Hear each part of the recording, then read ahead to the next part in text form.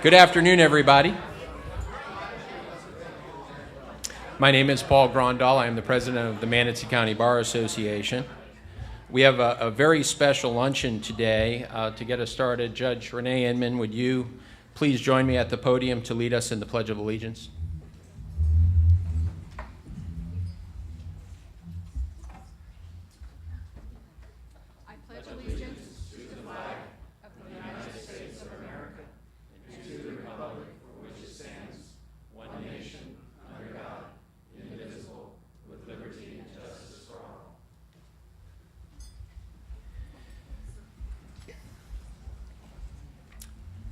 Good afternoon, and welcome to the Manatee County Bar Association's 2018 Law Day Luncheon.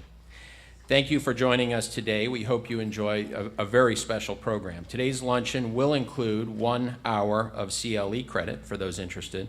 If you would like to receive CLE credit, you must sign the CLE sign-in sheet at the front reception table before you leave here today. I want to specially welcome Senator Bill Galvano. Welcome.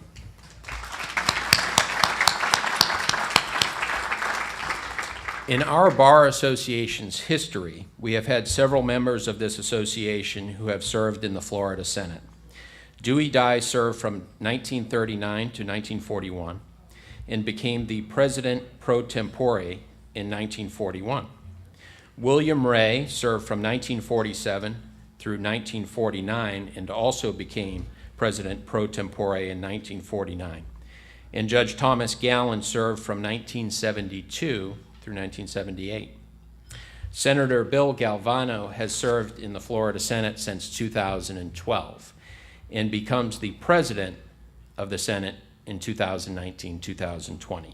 That makes him the very first member of this Bar Association to be elected president of the Florida Senate.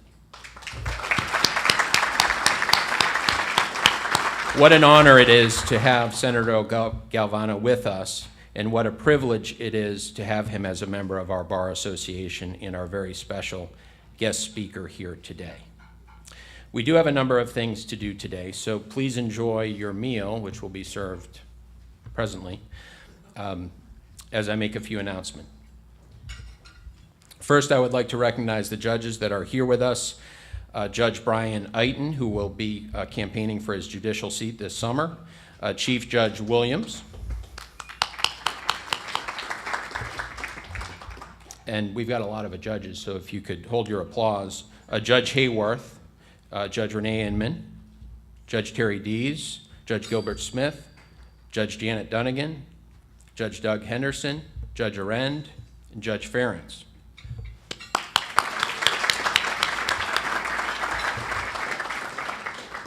We are always very, very happy to have judges in attendance, particularly at an event as special as our Law Day.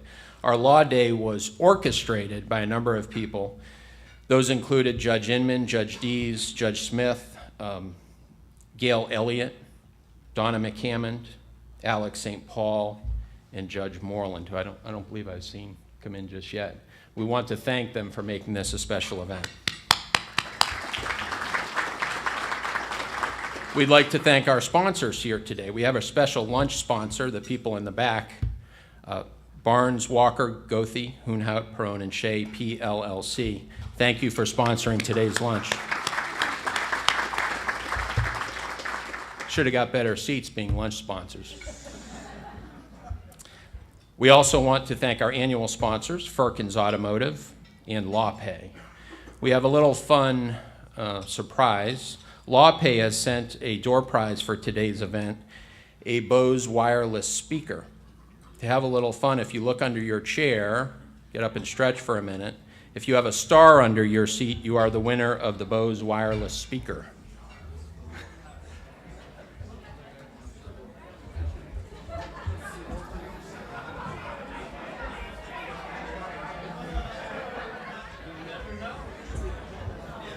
Anyone? Hey, Matt. Come on up.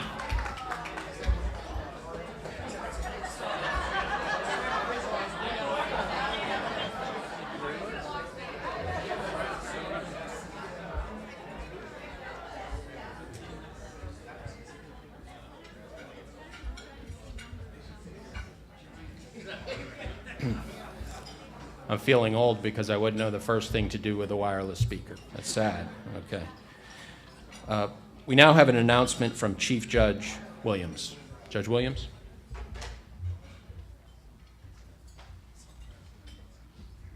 Thank you, Mr. President. I always like the way that sounds, Mr. President, but I'd like Representative Boyd to come up for a special recognition. And I know the day is all things Senator Galvano, but we're going to take a little brief break, talk about one of your fellow legislators. Jim Boyd was first elected to the Florida House of Representatives on November 2nd, 2010, and quickly rose in leadership. I attribute that advancement due to his personality and ability to work with everyone. For the entire 8 years he has been in the House, he has been supportive of the judiciary and its programs and its specialty courts. In the last 2 years, Jim sponsored 2 important bills addressing the opioid crisis in Florida. Both bills demonstrate his continued support and understanding of the challenges faced by the courts and the justice system in Florida. House Bill 477 dealt with adding certain drugs and synthetic drugs to the Controlled Substance Statute and addressing sentencing for dealers. House Bill 21 dealt with restrictions on the prescription of certain drugs by doctors and pharmacists. I appreciate Jim's commitment, and on speaking on behalf of all of the judges, we are recognizing him with the Chief Justice Award, which is our Heisman Trophy, for exceptional service to the judiciary, to this region, and to the state. Congratulations.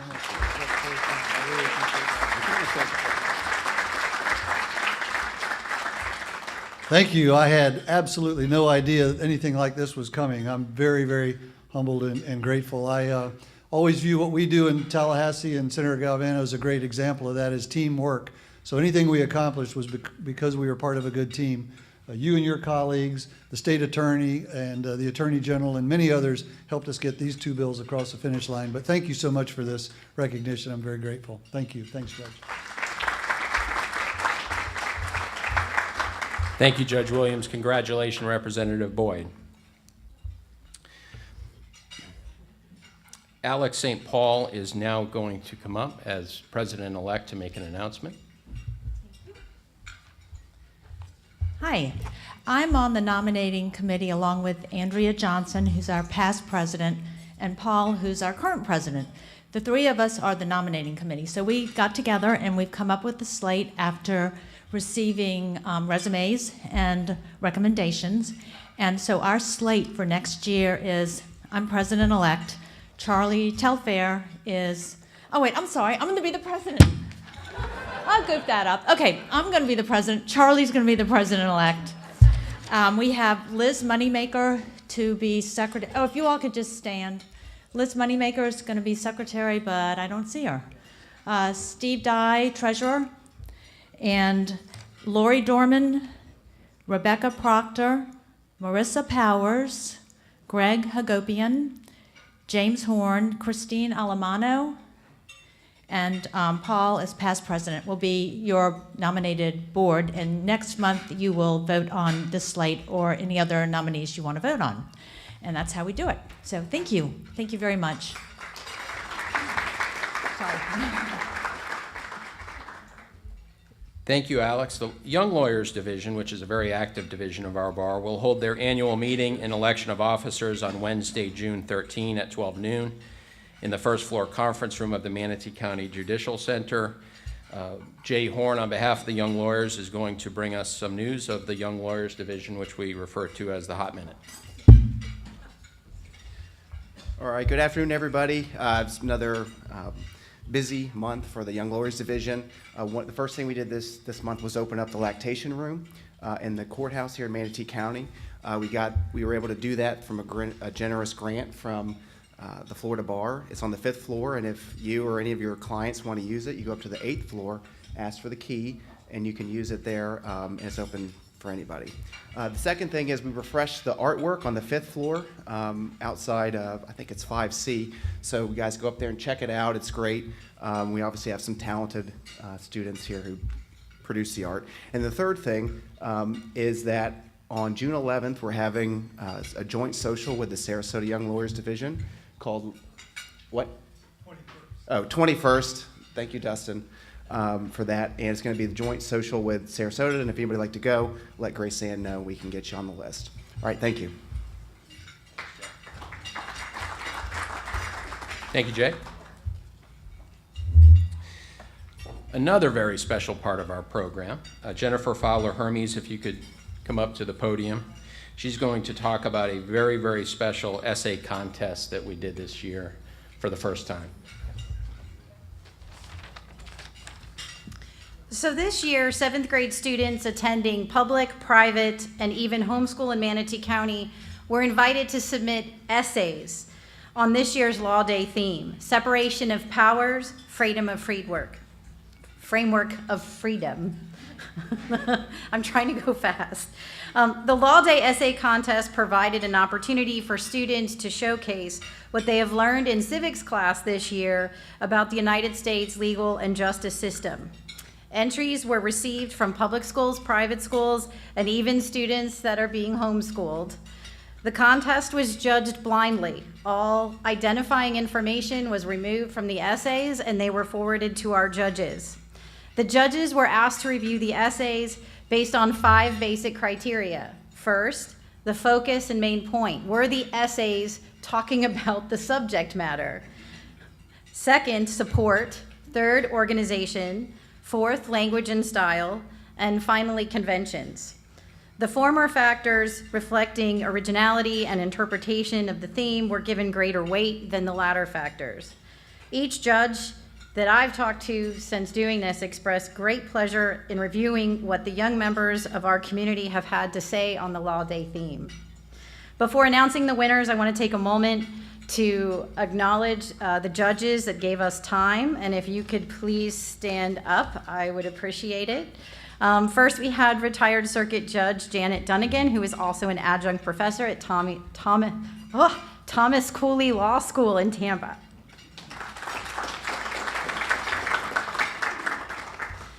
Mary Hawk, who helped put the essay contest together, was our second judge. She is a principal and partner with the law firm of Porgus, Hamlin, Knowles, and Hawk in Bradenton. And finally, Jamie Serino, who's the executive director of Take Stock in Children of Manatee County. If you're not familiar with this organization, it provides scholarship, mentors, and hope for at-risk children, providing an opportunity for them to pursue post-secondary education. So without much further ado, let's get to the winners this year. Our third place winner finished her essay with the following words, quote, "Separation of powers serves as a safeguard to protect freedom for everyone." Grace Pino of St. Joseph Catholic School. Can you come up? We have a little gift for you.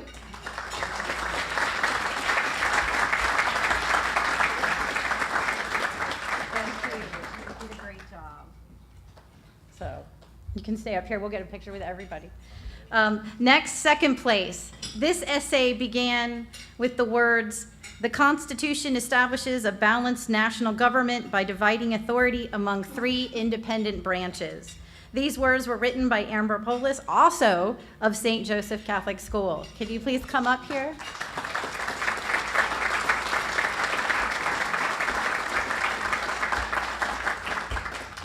You did a great job.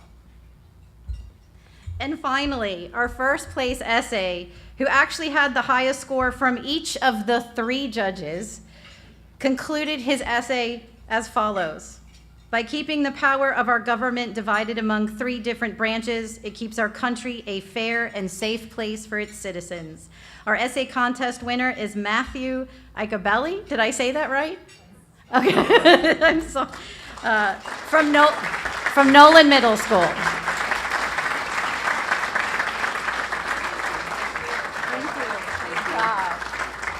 Thank you for participating, and we're very proud of the young members of our community that are coming up and our future leaders of tomorrow, really. So thank you.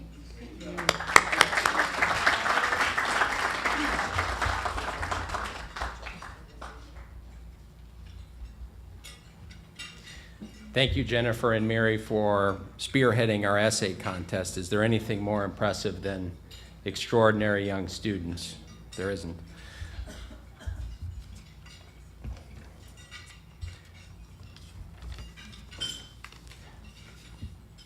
One of the things that we do as a bar association is to celebrate who we are and what we do. Doing that includes, especially recently, we've stressed the importance of creating a history and a record of everything that we do as a bar. And that includes making a record of our programs and our special speakers like Senator Galvano, and publicizing those things on YouTube and other media. Charles Clapsaddle is from METV. Many of you know Charles. He has been as big a part of our recording and our historical efforts as anyone, filming and publishing so many of our programs for so many years. While he is not a formal member of our bar association, he is part of our family. Charles, would you join me at the podium for a moment to accept a certificate of our genuine and sincere appreciation for your efforts over so many years.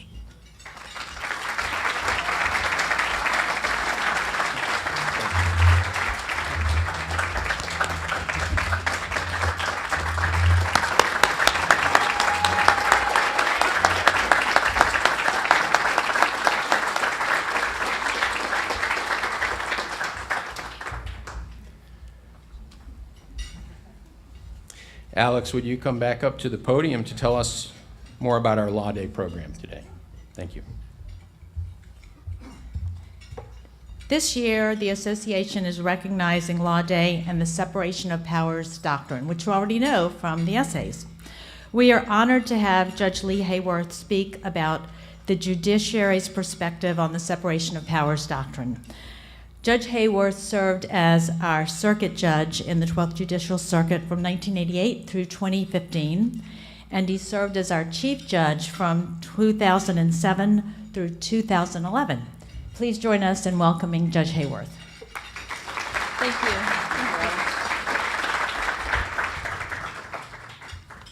So I'm going to start with a digression, and that is to compliment the kids that just won this award for their essays.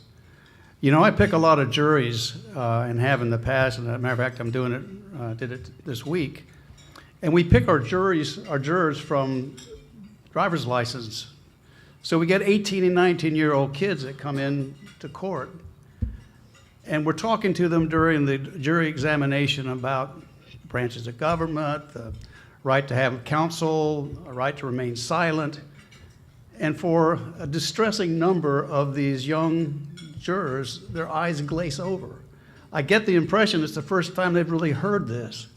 So I am encouraged to see that there are schools still that push the ideas of the value of our Constitution and the principles of the Bill of Rights to the students, because we really need to have that educated populace to do what we need in a democracy in this republic.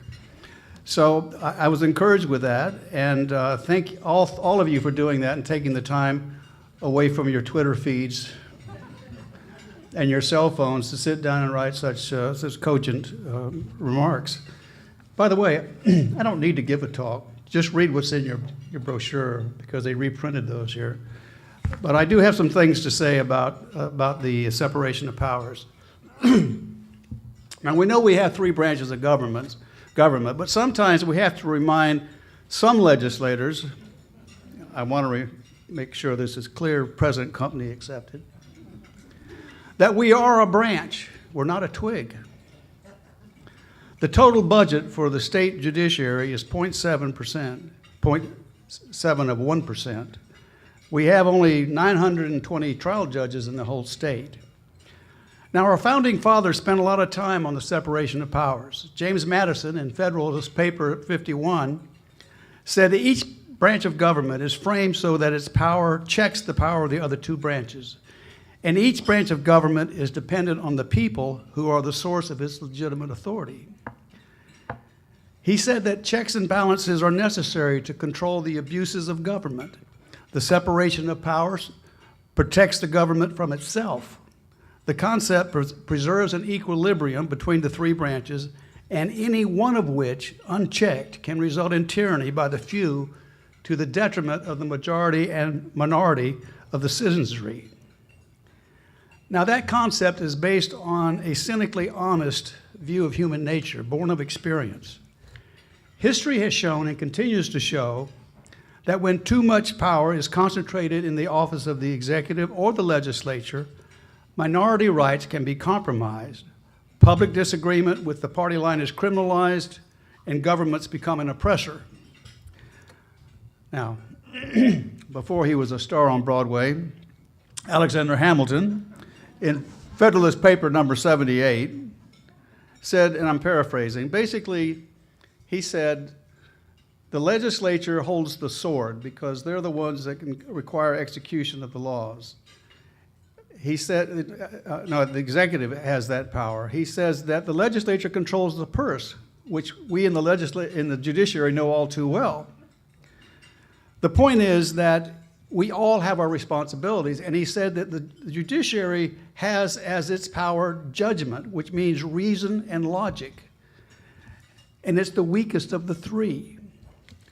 He made two principal points in number 78. First, he argued for the independence of the judiciary from the other two branches, and in presenting the case for the judiciary, he reached the second major conclusion that the judiciary must be empowered to strike down laws passed by Congress that it deems contrary to the manifest tenor of the Constitution. Now, this power, we know, to overrule legislation found a voice in Marbury versus Madison in the federal system. But it is the one that most galls the people who pass laws. They are motivated by deeply felt and sincere political philosophy, the urging of powerful voting constituencies, and financially powerful lobbyists to pass a bill that ends up mortally wounded by a panel of jurists. And this leads to the urge to take steps to curtail judicial power. It can lead politicians of both the right and left persuasions to launch allegations of political activism against judges whenever the results of a ruling contradicts their perceived wisdom. In the past, they found it arrogant, profoundly frustrating, and politically useful as a whipping boy. Sometimes they seek to retaliate. We've seen that in several years. We've also seen legislators who have stood up in the face of that and refused to bow to such pressures, some of whom are in this room. But retribution is most often attempted by the appointment of philosophically aligned attorneys to judicial office and through proposed amendments to the Constitution. We, members of the legal profession, have a special role to play in providing candidates for appellate judgeships who are balanced, grounded, and whose views of the Constitution are free of extreme partisanship and political bias. When it is right to do so, judges have to have the freedom and courage to rule against the sacred principles of their constituency, the power brokers that help them attain their positions, because it is that spirit of independence that guarantees the integrity of the judiciary and our Republican form of government. And when changes to the Constitution are proposed, changes that can unbalance the three branches, we need lawyers to speak up and inform the electorate of the wisdom or lack of wisdom of these proposals.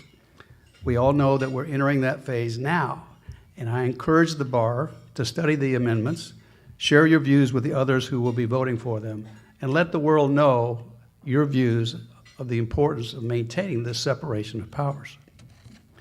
Now, those of us who've been around long enough have seen the political pendulums swing from the right to the left and back again.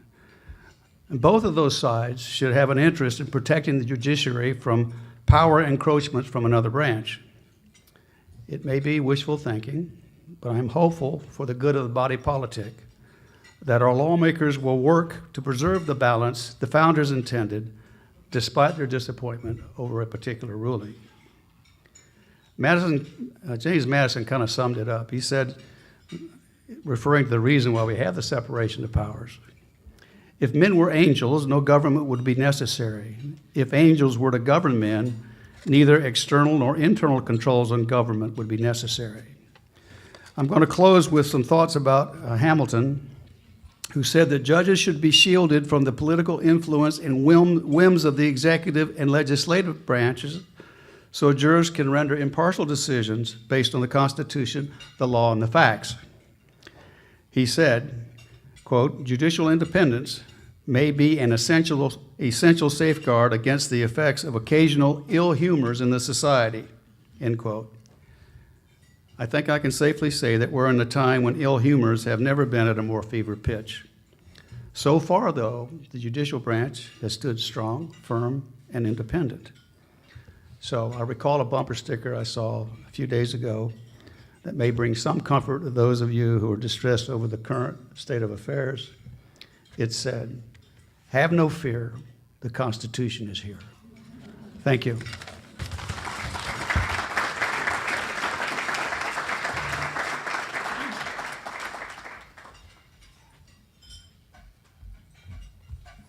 We are honored to have Senator Galvano speak to us today and share his views as coming president of the Senate, and the importance of the separation of powers doctrine. Senator Galvano has been a member of our Bar Association since 1992, when some of us were all young lawyers.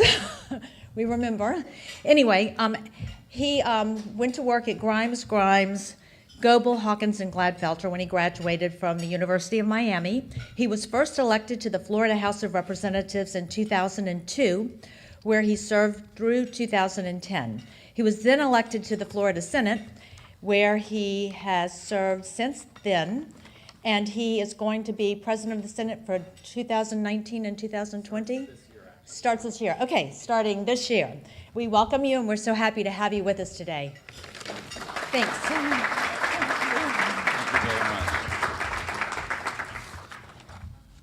Thank you all. Thank you all for having me. It's really a pleasure to be back here speaking to the Manatee County Bar Association. As you just heard, I've been a member for quite some time. And what Alex didn't tell you was my very first case, my very first foray into the courtroom, she was opposing counsel. And she won. But who remembers stuff like that? Jim Boyd, congratulations. You all are losing a phenomenal member in the Florida House of Representatives, but I am confident that he will be back in another capacity and look forward to your continued service, not just to this community, but to the entire state of Florida. Jim, let's give him another round of applause.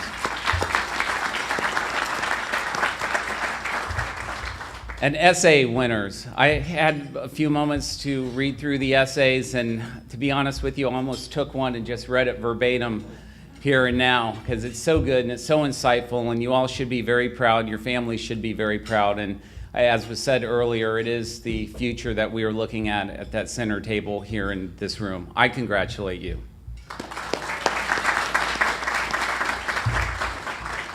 You know, I think Law Day is extremely important. We need to celebrate the judicial branch of our government and all that it represents, not just at the federal and state level, but all the way down to the community level. And believe it or not, years ago I chaired Law Day. I think I chaired it a couple times, and I was thinking about my remarks today and can remember some of the old themes that we had, and there's always a different theme. I remember one was E pluribus unum out of many, one, and real important themes that make a difference that the residents that I represent and the people that you interact with and serve should be aware of. And so Law Day is important, and I'm very pleased that we're here today, and I could think of no better occasion to come back to the Manatee County Bar Association and speak than Law Day. You know, I believe in the judicial system that we have. I'm very proud of our legal system, and frankly, I'm very proud of the legal profession. And that's a big part of it, the legal profession. And personally, for me, being a member of the legislature has been quite a ride. I've served in both houses. I've served in the House, Florida House. I've served in the Senate. I've had many titles, worked in many different capacities, and worked on some very significant issues that impacted lots of lives. But I can honestly tell you, as I stand here today, some of the most meaningful work that I have done in my career has occurred in a courtroom or has occurred in a law firm conference room. It's occurred with many of you in this room working together as lawyers to impact lives at a very basic level. And so when I went into the legislature, I was very pleased to be able to take that admiration for the profession and the skills that it provided me into the process. And frankly, I found it to be an asset. And this isn't to say that you have to be a lawyer to be a member of the legislature. Quite the contrary. In fact, some of the best lawmakers I know are not lawyers. But for me personally, it helped me.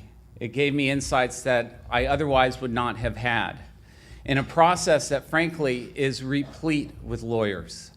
Whether it's the cadre of lawyers that we have in bill drafting who help us synthesize the ideas that we come up with into a statutory framework, the fact that every committee in the House and the Senate has a lawyer, the majority office has legal analyst, the minority office has legal analyst, the president's office has its lawyers, and then you have general counsel. So even at that very basic level, the judicial branch is ubiquitous in the process and very dependent on what we do for a living. And I know from my perspective, it's helped me turn policy into legal writing and the framework of statutes that need to be enacted. And, you know, actually, before I ran for office, I'd interact with statutes as you all do on a regular basis, and sometimes they're ambiguous, and sometimes you end up before a court arguing about what they truly mean. And I'd often find myself saying, who in the world writes this nonsense? Well, now you're looking at him. But the reality is that was a help. But really, I think the most important aspect that I brought to it was a skill set that is absolutely required of the legislative process. In the legislative process, before anything of substance can ever get accomplished, before anything that is life-changing or impactful occurs, you have to start with the understanding that you are going on a journey of negotiation, a journey of collaboration, a journey of advocacy, and a journey of compromise. And it starts within your own caucus, member to member. You have to begin to share the ideas and understand that no law exists in a vacuum, and that everything, as the Senate Pro Tem likes to say, Senate President Pro Tem likes to say, everything is connected to everything. And you have to understand how what you're doing is going to impact them and what you can do to help impact their goals. And then once you're beyond your caucus and into the chamber, then it's time to reach across the aisle. In my case, from the majority party to the minority party. And in reaching across, understanding how best to accomplish together the framework that is necessary so that you can get that meaningful idea across the finish line. And from there, we go across the rotunda, which is that area in the Capitol between the two houses to the other chamber. And it really begins anew there, yet it's concurrent. And you have to understand all those components. And that's the checks and balances that occur within the bicameral system within one single branch. But then we get into the separation of powers among the branches. And at the plaza level, you have the governor. Governor who has his agenda and has his goals, budgetary and policy-wise. And while we hold the purse, and also very importantly, that gets overlooked, we hold the bill slots. You know, quite frankly, there's no policy change that's ever going to occur from the executive in the state of Florida unless someone like Jim Boyd decides to file a bill in the House or vice versa in the Senate. Those bill slots are very important. But yet, at the back end, the governor has the veto power, both policy-wise and on the budget. So again, that back and forth, that negotiation that maybe is overlooked in some civics books. I mean, at the end of the day, it's not Schoolhouse Rock. you know. I may be a Bill on Capitol Hill, but, and by the way, and I know, where's Will Robinson? You run it. Let me give you a little warning. It's very difficult to be named Bill and be in this process. There are times when I get paranoid that people are whispering about me behind my back when I'm going through the chamber. But it's real. It's a give and take every day, to and fro. And all of this is done against the backdrop and watchful eye of the judicial branch.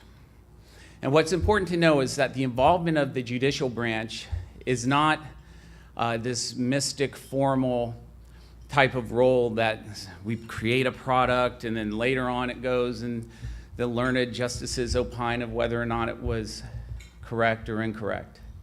No, the judicial branch participates in what we do every day at every level, at the trial court level, at the appellate court level, and of course at the Supreme Court level.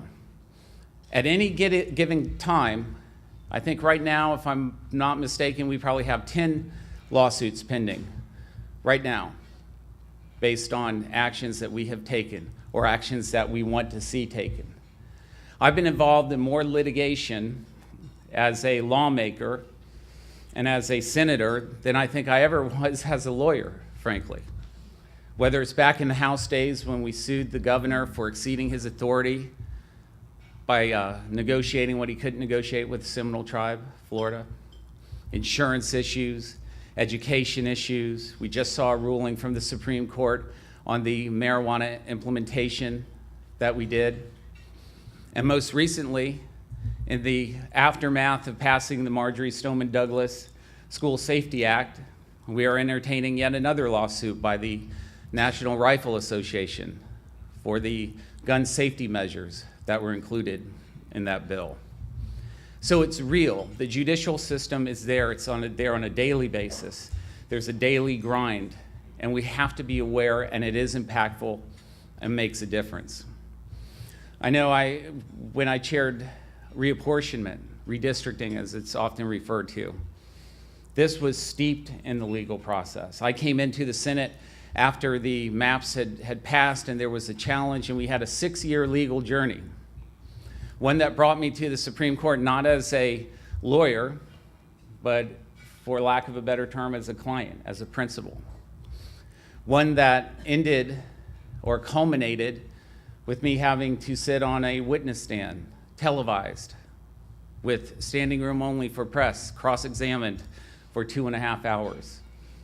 And I really wouldn't recommend that for enjoyment purposes. But for you litigators out there, it's a great way to be able to empathize down the road.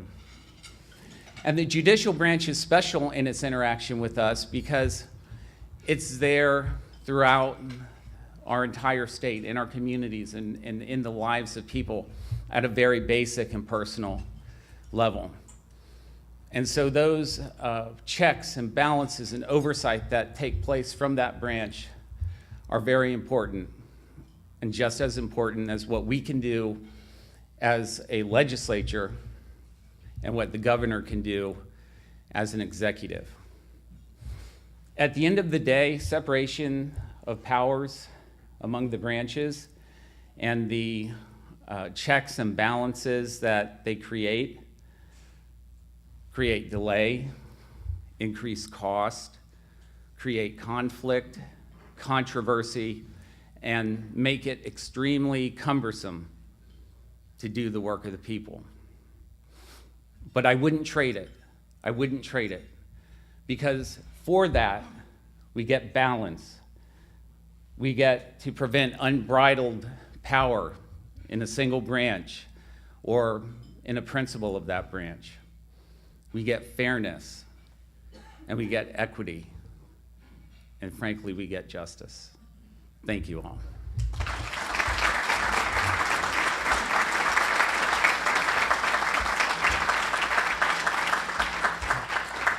Senator Galvano, thank you very much for speaking today. It's just so wonderful to have you with us. We did plan a brief question and answer session, if you're up for it. Sure. If anyone's so interested, please come to the microphone. Yeah. I'm doing something else. Okay. Anyone? Okay, first, is there any media in the room? Other than, but we can edit that, right? I think you're off the hook. Okay, there's nothing?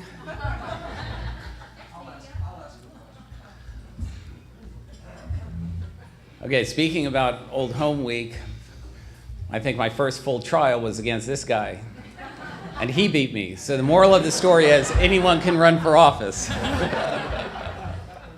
Senator It's a criminal Galvano, case. it's a pleasure having you here, and we really welcome your remarks. I thought I would start out by asking you, as the incoming Senate President, what could we expect as some of the Senate priorities of the Florida Senate in this upcoming session? Well, great. And yes, and to clarify, so we'll run the election cycle that goes into November, and then we'll have an organizational session November 20th, and then go into committee weeks in the session in March. The recurring theme that I would like people to take away from my future leadership in the Senate is empowering the people. And I mean that by empowering, to empower the people is by empowering the various members of the Florida Senate that serve in that chamber. And I emphasized when I accepted the designation that, you know, we all have microphones on our desk, and too often in the process, the presiding officers become more like executives within the legislative branch. But those microphones in the Florida Senate, you know, they carry the voices of over 500,000 people. I mean, this is a huge state, and there are a lot of people represented there. And so I want to make sure that everybody's able to amplify the needs of their communities, the people that they represent, their dreams, their goals, their desires. And so that's more of a general procedural advance. I also believe that we have in this state so much potential. We have come so far. We are the 14th largest economy on the planet. I mean, think about that, on the planet. By most accounts, the #1 destination in the world.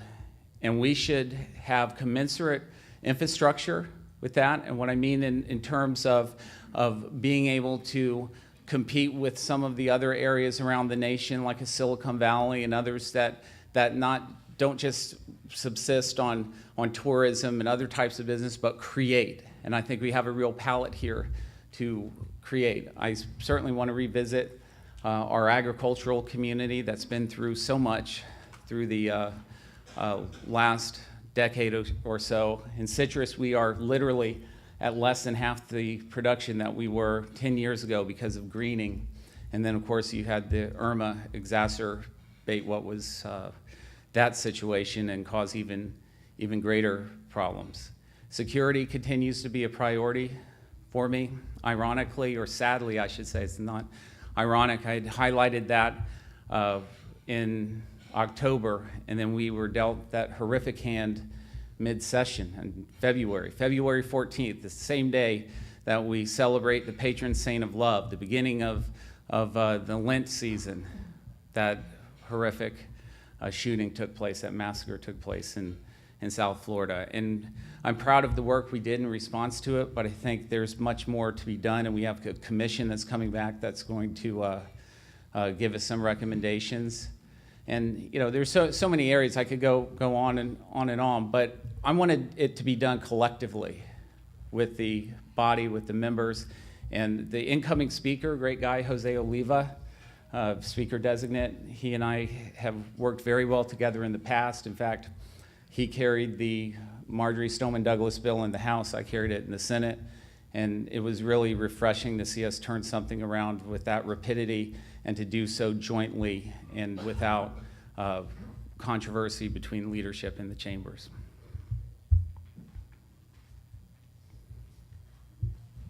Okay, they're like, don't ask another one. He'll go on and on, you know. But don't worry, you got to have court this afternoon. All the judges are in here. So.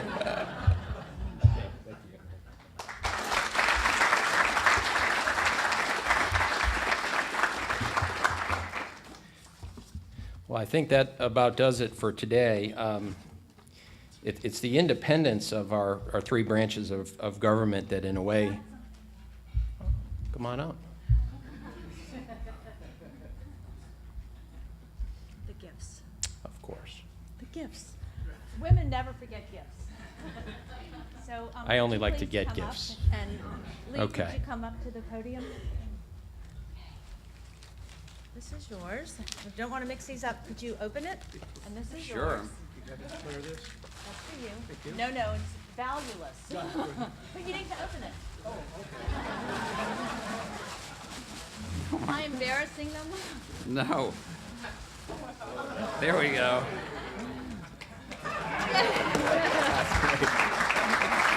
That's awesome. Hey, yippee-ki-yay! Looks good, man. Thank you, sir.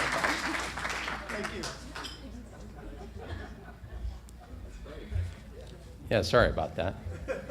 Thank you, Judge Hayworth, and thank you, Senator Galvano. It's the independence of our three branches of government that allows also for them to work so closely together. And you know, that our judiciary is so involved in our Bar Association, and we're so lucky to have legislators that work in conjunction with judges, and we can all get here, and that's what Law Day is all about. We have these wonderful students here. We have Charles Clapsaddle, who's, you know, we can't thank enough. We have people like Alex St. Paul, who's going to be our next bar president. We're excited about that. And that's what Law Day is all about, and that's what makes Manatee County the best county in the state of Florida. Hope you all have a dry walk home, and we stand adjourned. Thanks again.